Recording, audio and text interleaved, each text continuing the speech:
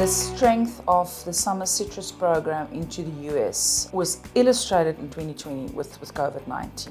All the relationships we have in place, all the planning, all of these elements we do to execute a program like this with excellence, really, you could see the value in 2020. And it's just an amazing concept, specific through the supply chain, how people collaborate towards the best interests of this program. Because if it wasn't for that cohesive Summer Citrus group of directors looking after all of the challenges, there's no way we were able to export almost 82,000 pallets in 2020. I think once you've made a decision on how you're going to approach it, then it was focus and execution. There wasn't really much we could do about it, we could just handle the situation.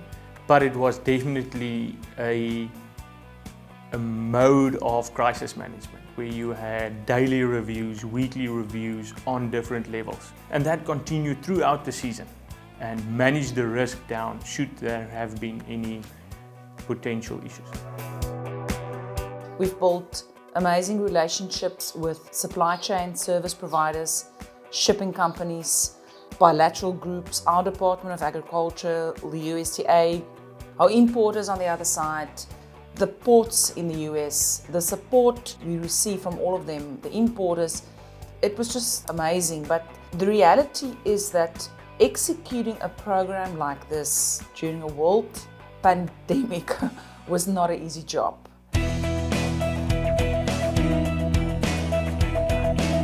I must give credit. This model is working brilliant, and to be in a model like this, who's working over so many years, is a privilege.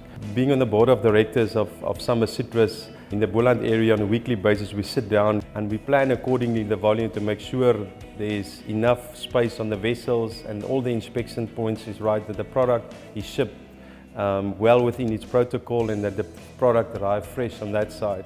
So there's a lot of planning that goes into that.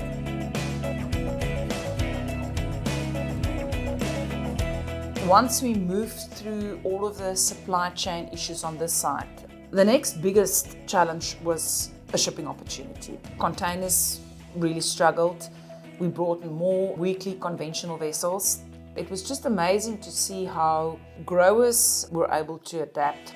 Shipping lines, specifically the breakbulk vessels, we have a very flexible relationship with them. And I always say that we make decisions, first of all, on managing supply and demand. That's all about what we do. But once we are managing our supply, we make decisions based on the flow of the fruit, because the fruit is king. This product needs to be taken off that tree. It needs to go through a pack house, get on a ship.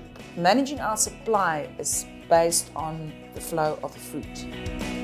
I think 2020 and COVID-19 has really taught us that we must put systems in place because unforeseen circumstances occur. I want to conclude with something from my first language, Afrikaans, and that is 'n boer maak 'n plan. It basically means, don't worry, a farmer will always make a plan to get the job done. And don't ever underestimate a group of growers collaborating. Put them all in one room or in one Zoom call and you will get the job done.